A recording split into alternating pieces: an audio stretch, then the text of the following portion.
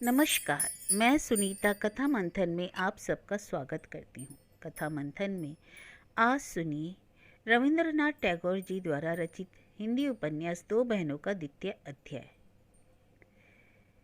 जिस समय इस परिवार की समृद्धि बैंक में जमा किए हुए रुपए पर सवार होकर 6 अंकों की संख्या की ओर दौड़ चली थी, उसी समय शर्मिला को किसी दुर्बोध्य व्याधि ने धर दबाया। राजा राम बाबू शर्मिला के पिता थे।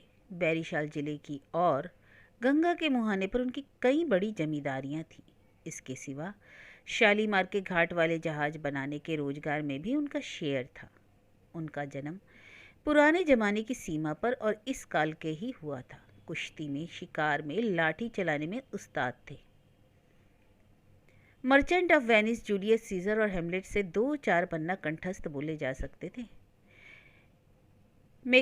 मेकाले की अंग्रेजी उनका आदर्श था। बर्ग का बाग्मिता पर मुग्ध थे। बंगला में उनकी श्रद्धा मेघनाद वध काव्य तक ही सीमित थी। अदृढ़ अवस्था में शराब तथा अन्य निषिद्ध भोज्य पदार्थों को आधुनिक चित्ताकर्षक का आवश्यक अंग मानते थे। आखिरी उम्र में छोड़ भी दिया था। पहनावा उनका जतन से संवारा हुआ होता। मुखश्री सुंदर और गंभीर थी। देह लंबी और मजबूत, मिजाज मजलिसी। याचक के आग्रह पर ना ही नहीं कर सकते थे। पूजा पाठ में कोई निष्ठा नहीं थी। फिर भी घर पर उसका आयोजन बड़े समारोह के साथ होता। इस समारोह के द्वारा ही वंशागत मर्यादा प्रकट होती। पूजा तो स्त्रियों और दूसरे लोगों के लिए थी। चाहते तो अनायास ही राजा की उपाधि पा सकते। उसके प्रति उदासीनता का कारण पूछने पर राजा राम हंसकर कहते, पिता की दी हुई राजा की उपाधि तो भोग ही रहा हूं।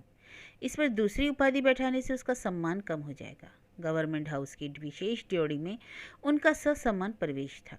अंग्रेज अफसरान उनके घर पर चिर प्रचलित जगद्धात्री पूजा के समय शैंपेन का प्रसाद खासी मात्रा में अंतरस्थ करते थे। शर्मिला के विवाह के बाद उनके पतिहीन घर में बड़ा लड़का हेमंत और छोटी लड़की उर्मिमाला रह गई। लड़के को अध्यापक लोग दीप्तिमान कहा करते थे, अर्थात जिसे अंग्रेजी में ब्रिलियंट कहते हैं। चेहरा पीछे फिरकर देखने लायक था। ऐसा विषय नहीं था जिसमें उसकी विद्या परीक्षा मापक यंत्र के सबसे ऊंचे वाले मार्ग तक नहीं पहुंची हो। इसके सिवा ऐसे लक्षण काफी प्रबल थे कि व्यायाम के उत्कर्ष में वह बाप के नाम की लाज बचाएगा। और कहना व्यर्थ है कि उसके चारों ओर उत्कंठित कन्या मंडली की कक्ष परिक्रमा तेजी से चल रही थी, किंतु तब भी उसका मन विवाह की ओर उदासीन था।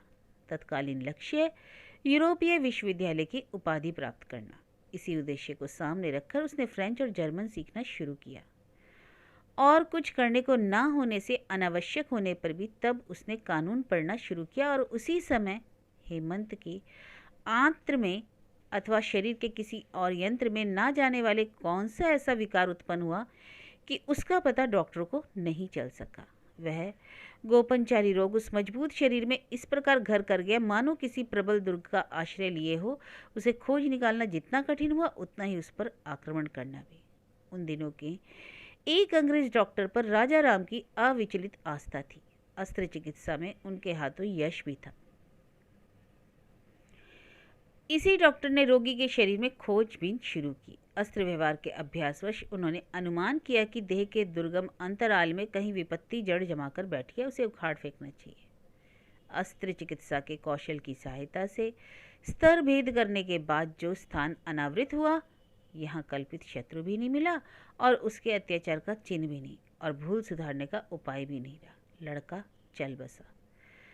पिता के मन में जो विषम दुख हुआ वह किसी प्रकार शांत नहीं होना चाहता। मृत्यु ने उनको उतना कष्ट नहीं दिया, परंतु एक ऐसी सजीव सुंदर बलिष्ठ देह के चीड़ फाड़ की स्मृति ने उनके मन को दिन रात काले हिंस्र पक्षी की तरह अपने को तीक्ष्ण नखों से जकड़ रखा। मर्म शोषण करके उसने उन्हें मृत्यु की ओर खींच लिया। हेमंत का पहले का सहपाठी नया पास डॉक्टर नीरद मुखर्जी उसकी सेवा में लगा था। वह बराबर जोर देकर कहता आ रहा था कि गलती हो रही है। उसने खुद बीमारी का एक निदान किया था और किसी सूखी जगह से आब हवा बदलने का परामर्श किया था। किंतु राजा राम के मन में अपने पैतृक युग का संस्कार अटल था। वे जानते थे कि यमराज के साथ दुस्साध्य लड़ाई छिड़ जाने पर उसका उपयुक्त प्रतिद्वंदी एकमात्र अंग्रेज डॉक्टर ही हो सकता है, किंतु इस मामले में नीरद पर उनके स्नेह और श्रद्धा की मात्रा जरूरत से ज़्यादा बढ़ गई। उनकी छोटी कन्या उर्मी के मन में अचानक यह बात उदय हुई कि इस आदमी की प्रतिमा असामान्य है। पिता से बोली, देखा बाबूजी, थोड़ी उम्र में भी अपने ऊपर कितना विश्वास है। इतने बड़े नामवर विलायती डॉक्टर के विरुद्ध अपने मत को निशंस से घोषित कर सकने का कैसा असंकुचित साहस है। पिता ने कहा, डॉक्टरी विद्या केवल शास्त्र पढ़ने से नहीं आती, किसी किसी में उसका दुर्लभ देव संस्कार भी पाया जाता है, और नीरद में ऐसा ही देख रहा हूँ। इनकी भक्ति एक छोटे प्रमाण से शुरू हुई थी, शोक का आघात पाकर और परिताप की वेदना लेकर। इसके बाद किसी और सबूत का इंतजार न करके वह अपने आप बढ़ चली। राजा राम ने एक दिन लड़की से कहा, देख उर्मी, ऐसा लगता है कि हेमंत मुझे बराबर बुला रहा है। कह रहा है, मनुष्य का रोग कष्ट दूर करो। मैंने निश्चय किया है कि उसके नाम से एक अस्पताल खोलूंगा। उर्मी अपने स्वभाव सिद्ध उत्साह से उच्छ्वासित होकर बोली, बहुत अच्छा होगा, मुझे यूरोप भेज देना ताकि वहाँ से डॉक्टरी सीखकर मैं अस्पताल का भार संभाल सकूं। बात राजा राम के जी को पट गई। बोले, वह अस्पताल होगा देवोत्तर संपत्ति और तू होगी उसकी सेवायत। हेमंत बड़ा दुख पा गया। तुझे वह बहुत प्यार करता था। तेरे इस पुण्य कार्य से वह परलोक में शांति पाएगा। तूने उसकी रोगी शैया पर दिन रात उसकी सेवा की है, वही सेवा तेरे हाथों और भी बड़ी हो उठेगी। खानदानी घर की लड़की डॉक्टरी करेगी, यह भी वृद्ध के मन में कुछ बेखाप सा नहीं लगा। उन्होंने अपने मर्म स्थल में अनुभव किया कि रोग के हाथ से आदमी को बचाना कितनी बड़ी बात है। उनका लड़का नहीं बच सका, किंतु दूसरों के लड़के अगर बच जाएं तो जैसे उसकी क्षति पूर्ति हो जाएगी और उनका अपना शोक हल्का हो जाएगा। लड़की से बोले, यहाँ की यूनिवर्सिटी में विज्ञान की पढ़ाई पहले ख़त्म हो जाए, फिर उसके बाद यूरोप में जाना। अब से राजा राम के मन में एक बात चक्कर काटने लगी, उसी नीरद की बात। लड़का क्या है, सोने का टुकड़ा है, जितना ही देखो उतना ही सुंदर लगता है। डॉक्टरी पास कर ली ही है सही, किंतु परीक्षा के दुर्गम बयावान को पार करके डॉक्टरी विद्या के 7 समुद्रों में दिन रात तैर रहा है। उम्र कच्ची है, फिर भी आमोद प्रमोद आदि से उसका मन बिल्कुल चंचल नहीं। हाल ही में जितने भी आविष्कार हुए उन्हीं की उलट पलट कर आलोचना करता है, जांच करता है और नुकसान पहुंचाता है अपनी कीर्ति के प्रसार को। जिन लोगों की जम गई है उनके प्रति उसकी अत्यंत अवज्ञा है। कहा करता है, मूर्ख व्यक्ति उन्नति प्राप्त करते हैं और योग्य व्यक्ति गौरव। यह बात किस पुस्तक में उसने संग्रह की है। आखिरकार एक दिन राजा राम ने उर्मी से कहा, मैंने सोचकर देखा कि हमारे अस्पताल में तू यदि नीरद की संगनी होकर काम करे तभी यह काम संपूर्ण होगा और मैं भी निश्चिंत हो सकूंगा। उसके समान लड़का मैं और पाऊंगा कहाँ। राजा राम और चाहे जो कर सकते हो, हेमंत का मन आग्रह नहीं कर सकते। वह कहा करता, लड़की की पसंद की उपेक्षा करके माँ बाप की पसंद से विवाह करना बर्बरता है। राजा राम ने एक बार तर्क किया था कि विवाह का मामला केवल व्यक्तिगत नहीं, उसके साथ संसार भी जड़ित है, इसलिए विवाह सिर्फ इच्छा द्वारा नहीं बल्कि अभिज्ञता द्वारा चालित होना चाहिए। वे तर्क चाहे जैसा करें और उनकी रुचि चाहे जैसी रही हो, हेमंत पर उनका स्नेह इतना गंभीर था कि उसकी इच्छा ही इस परिवार में विजयी हुई। इस घर में नीरद मुखर्जी का आना जाना होता था। हेमंत ने उसका नाम दिया था आउल अर्थात उल्लू। अर्थ पूछने पर बताया कि यह आदमी पौराणिक अर्थात माइथोलॉजिकल है। इसकी उम्र नहीं है, केवल विद्या, इसलिए मैं इसे मिनर्वा का वाहन कहता हूँ। नीरद इनके घर बीच बीच में चाय पीने आया करता, हेमंत के साथ खूब बहस करता, मन ही मन उर्मी को भी निश्चय ही लक्ष्य करता, किंतु व्यवहार में नहीं। इसका कारण यह है कि इस मामले का यथोचित व्यवहार ही उसके स्वभाव में नहीं। वह बहस कर सकता है लेकिन बातचीत करना नहीं जानता। इन्हीं सब कारणों से कोई भी उसे उर्मी के उम्मीदवारों की श्रेणी में गिनने का साहस नहीं करता। फिर भी ऊपर से दिखने वाली यह निरासक्ति ही वर्तमान कारण से युक्त होकर उस पर उर्मी की श्रद्धा को संभ्रम की सीमा में खींच ले गई। राजा राम ने जब स्पष्ट रूप से ही कहा कि यदि लड़की के मन में कोई दुविधा ना हो तो नीरद के साथ विवाह होने से उन्हें प्रसन्नता होगी, तब लड़की ने अनुकूल इंगित में से ही सिर हिलाया। केवल इसके साथ इतना और जना दिया कि इस देश की और विलायत की पढ़ाई खत्म कर चुकने के बाद ही विवाह होगा।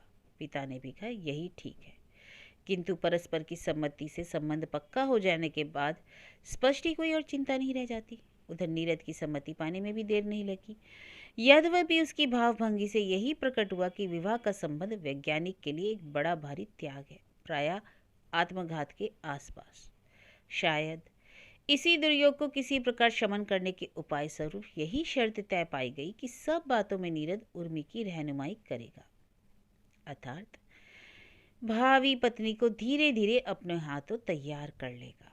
नीरद ने उर्मी से कहा, पशु पक्षी प्रकृति के कारखाने से बने बनाए माल की तरह तैयार निकलते हैं, लेकिन मनुष्य कच्चा माल है। उसे तैयार करने का भार स्वयं मनुष्य पर ही है। उर्मी ने नम्रता के साथ कहा, अच्छी बात है, परीक्षा कीजिए, बाधा नहीं पाएंगे। नीरद, में नाना प्रकार की शक्ति है, उन्हें बांधना होगा तुम्हारे जीवन के एकमात्र लक्ष्य के चारों ओर, तभी तुम्हारा जीवन सार्थक होगा। उर्मी ने पुलकित होकर सोचा। अनेक युवक तो उनके घर चाय की टेबल पर उपस्थित हुए, टेनिस कोर्ट में आए, परंतु सोचने के लायक बात उन्होंने कभी नहीं कही। दूसरा कोई कहे भी तो जमुआने लगते हैं। असल में किसी भी बात को अत्यंत गंभीर भाव से कहने का एक अपना ढंग है, वो है नीरद के पास। वह जो भी कहता है उसी में उर्मी को एक आश्चर्यजनक तात्पर्य मालूम होता है। वह उसे अधिक इंटेलेक्चुअल जान पड़ा।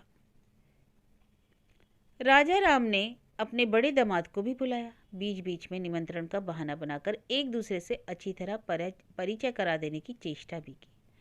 शशांक ने शर्मिला से कहा, इस लड़के के पेट की दाढ़ी ऐसा है, वह समझता है कि हम सब लोग उसके विद्यार्थी हैं, सो भी आगे बैठने वाले नहीं, आखिरी बेंच के आखिरी कोने वाले।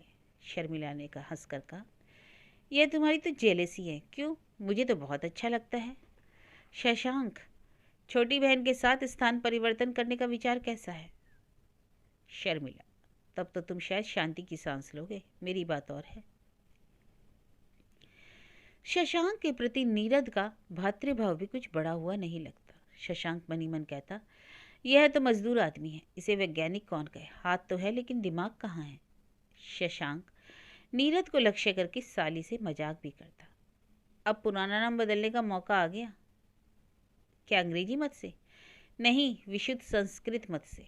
जरा सुनूं तो सही नाम। विद्युत लता। नीरद को पसंद होगा। लेबोरेटरी में इस चीज के साथ उसका परिचय हुआ है, इस बार घर में बंदी मिलेगी। शशांक ने कहा। मनी मन कहता, सचमुच ही इस पर नाम फंसेगा। जी के भीतर ही भीतर जैसे कोई कुरेद उठता, हाय रे, इतने बड़े घमंडी के हाथ में ऐसी लड़की पड़ेगी। कहना कठिन है कि किसके हाथों पड़ने से शशांक की रुचि को संतोष और सांत्वना मिलती। और थोड़े ही दिनों में राजा राम की मृत्यु हो गई। उर्मी के भाभी सतत्व अधिकारी नीरद नाथ ने एकाग्र मन से उसके नए सिरे से गढ़ने का भार संभाला। उर्मिमाला देखने में जितनी अच्छी दिखती थी उससे भी कहीं अच्छी है। उसके चंचल शरीर में मन की उज्ज्वलता झिलमिलाया करती है। उसकी उत्सुकता सब विषयों में है। साइंस में जितना उसका मन लगता है, साहित्य में उससे ज़्यादा। मैदान में फुटबॉल खेल देखने में उसका आग्रह असीम है। सिनेमा देखने को भी वह बुरा नहीं समझती। प्रेसिडेंसी कॉलेज में विदेश से कोई फिजिक्स का व्याख्याता है, वहाँ भी हाजिर, और रेडियो सुनने के लिए भी कान खड़े। खूब संभव है सुनकर कह उठे, छी, लेकिन कौतूहल भी कम नहीं। बारात के आगे आगे बजते हुए बाजों के साथ वर निकल जाता है तो दौड़कर बरामदे में जा खड़ी होती है। चिड़िया खाने में बार बार सैर करने जाती, आनंद भी पाती। पिता जब मछली पकड़ने जाते तो बंसी लेकर वह भी बैठ जाती। टेनिस खेलती और बैडमिंटन में उस्ताद थी। यह सब उसने अपने बड़े भैया से सीखा था। पतली तो इतनी थी जैसे संचारिणी लता के समान, हवा लगी नहीं कि झूम उठी। साज सिंगार सहज, परिपाटी युक्त। वह जानती थी कि किस प्रकार साड़ी को इधर उधर थोड़ा खींच खाच कर, घुमा फिराकर ढीला या चुस्त करके शरीर की शोभा बढ़ाई जा सकती है, और फिर भी उसका रहस्य भेद नहीं किया जा सकता। गाना अच्छा नहीं जानती लेकिन सितार बजाती। यह संगीत देखने की चीज़ है या सुनने की, कौन बताए। ऐसा लगता है कि उसकी चंचल उंगलियां कोलाहल कर रही हैं। उसे बोलने के विषय की कभी कमी नहीं होती। हंसने के लिए उचित कारण का इंतजार नहीं करना पड़ता। साथ देने की उसकी क्षमता अजस्त्र थी। जहाँ रहती वहाँ के अंतराल को अकेली ही भर रखती। सिर्फ नीरद के पास वह कुछ और ही हो जाती, मानो पाल वाली नाव के लिए हवा की गति बंद हो गई हो और वह रस्सी के खिंचाव से नम्र मंथर गति से चलने लगी हो। सभी लोग कहते उर्मी का स्वभाव उसके भाई के समान ही प्राण से परिपूर्ण है। उर्मी जानती है उसके भाई ने ही उसके मन को मुक्ति दी है। हेमंत कहा करता, हमारे घर अलग अलग सांचों के समान होते हैं, मिट्टी के मनुष्य ढालना ही उनका काम है। तभी तो इतने दिनों से विदेशी बाजीगर इतनी सरलता से 33 करोड़ पुतलियों को नचाया जा रहा है। वह कहता है जब समय आएगा तो मैं इस सामाजिक मूर्ति पूजा को तोड़ने के लिए काला पहाड़ जैसा आचरण करूंगा। उसे समय नहीं मिला, लेकिन उर्मी के मन को वह खूब सजीव बनाकर छोड़ गया। कठिनाइयाँ खड़ी हो गई। नीरज की कार्य प्रणाली अत्यंत विधिवत थी। उसने उर्मी के लिए पढ़ाई का क्रम बांध दिया। देखो उर्मी, रास्ता चलते चलते मन को केवल छलका डालोगी तो रास्ते के अंत में जब पहुंचोगी घड़े में बचा ही क्या रहेगा। कभी कहता, तुम तितली की तरह चंचल होकर घूमती फिरती हो, संग्रह कुछ भी नहीं करती। होना पड़ेगा मधुमक्खी की तरह, प्रत्येक मुहूर्त का हिसाब रखना पड़ेगा। जीवन कोई विलासिता तो नहीं। हाल ही में नीरज ने इंपीरियल लाइब्रेरी से मंगवाकर शिक्षा तत्व पर लिखी कुछ पुस्तकें पढ़नी शुरू की। उनमें ऐसी ही सब बातें लिखी हैं। उसकी भाषा पुस्तक की भाषा है, क्योंकि उसके पास अपनी कोई सहज भाषा नहीं। उर्मी को अपने अपराधी होने में कोई संदेह नहीं रहा। व्रत उसका महान है, फिर भी बात बात में मन इधर उधर खिसक पड़ता है। वह अपने आप को धिक्कार किया करती। उर्मी की टेबल पर यदि वह कहानी, कविता, किसी हल्के साहित्य की पुस्तक देखता तो तुरंत उसे जब्त कर लेता। एक दिन सायकाल उर्मी की देखरेख करने के लिए आया तो सुना कि वह अंग्रेजी नाट्यशाला में ओपेरा का सायकालिक अभिनय देखने गई है। जब उसका भाई जाता था तो ऐसा सुअवसर पराये हाथ से निकल नहीं पाता था। उस दिन नीरज ने उसका यथोचित तिरस्कार किया। अत्यंत गंभीर से अंग्रेजी भाषा में कहा, देखो तुम अपने बड़े भैया की मृत्यु को अपना सारा जीवन देकर सार्थक करने का भार ले चुकी हो। इस बीच क्या तुम उसे भूलने लगी? सुनकर उर्मी को बड़ा कष्ट हुआ। सोचने लगी, इस आदमी की अंतर्दृष्टि कितनी असाधारण है। सचमुच ही तो मेरी शोक स्मृति की प्रबलता कम होती आ रही है। मैं स्वयं यह समझ नहीं सकी। धिक्कार है, इतनी चपलता है मेरे चरित्र में। वह सावधान होने लगी। कपड़ों से शोभा की आभास तक दूर कर दिया। साड़ी मोटी हुई, उसके सभी रंग दूर हो गए। अलमारी में जमे रहने पर भी चॉकलेट खाने के लोभ को उसने छोड़ दिया। अपने मुंह और मन को खूब कसकर संकीर्ण सीमा में बांधने लगी। दीदी ने तिरस्कार किया। शशांक ने नीरज को लक्ष्य करके जिन विशेषणों की झड़ी लगा दी, उनकी भाषा शब्दकोश के बाहर को उग्र परदेसी थी। एक जगह नीरज के साथ शशांक का मेल है। शशांक का गाली देने का आवेग जब तीव्र हो उठता है तो उसकी भाषा अंग्रेजी हो जाती है। उधर नीरज के उपदेश का विषय जब अत्यंत उच्च श्रेणी का होता है तो अंग्रेजी ही उसका वाहन बनती है। नीरज को सबसे खराब तब लगता है जब निमंत्रण आमंत्रण में उर्मी अपनी दीदी के यहाँ जाती है। केवल जाती ही नहीं, जाने के लिए बहुत आग्रह प्रकट करती है। उसके साथ उर्मी का जो आत्मीय संबंध है वह नीरज के साथ वाले संबंध को खंडित करता है। नीरज ने मुख गंभीर करके एक दिन उर्मी से कहा, देखो उर्मी, कुछ बुरा ना मानना। क्या करूं बताओ? तुम्हारा दायित्व मुझ पर है, इसलिए कर्तव्य समझकर अप्रिय बात कहनी पड़ती है। मैं तुम्हें सावधान किए देता हूँ। शशांक बाबू के घर वालों के साथ सब समय तुम्हारा मिलना जुलना तुम्हारे चरित्र गठन के लिए अस्वास्थ्यकर है। आत्मीयता के मोह में तुम अंधी हो गई हो, लेकिन मैं दुर्गति की सारी संभावनाएं स्पष्ट देख रहा हूँ। उर्मी की चरित्र नामक जो वस्तु है, कम से कम उसकी पहली बंद की दलील नीरज के संदूक में ही बंद है। उस चरित्र में यदि कहीं कुछ हेरफेर हो तो नुकसान नीरज का ही है। निषेध का फल यह हुआ कि भवानीपुर की ओर उर्मी का आना जाना कम हो गया। उर्मी का यह आत्मशासन एक बड़े ऋण शोध के समान है। उसके जीवन का दायित्व लेकर नीरज ने जो हमेशा के लिए अपनी साधना को भाराक्रांत कर लिया है, इससे बढ़कर विज्ञान तपस्वी के लिए आत्म अपव्यय और क्या हो सकता है। नीरज उससे साफ साफ कहता, देखो उर्मी, साधारण स्त्रियां पुरुषों से जिस प्रकार की खुशामदें पाने की आशा रखती हैं, मुझसे पाने की कोई संभावना नहीं है। यह जान रखो, मैं तुम्हें जो दूंगा इन गड़ी हुई बातों की अपेक्षा सत्य होगा, बहुत मूल्यवान होगा। उर्मी सिर झुकाकर चुप ही रहती। वह किसी भी तरह मन को बांध ना पाती। छत पर अकेली घूमने जाती। अचानक मन बिगड़ उठता, शरारत करने की इच्छा हो आती। जी में आता चिल्लाकर कह दे, मैं कुछ नहीं मानती।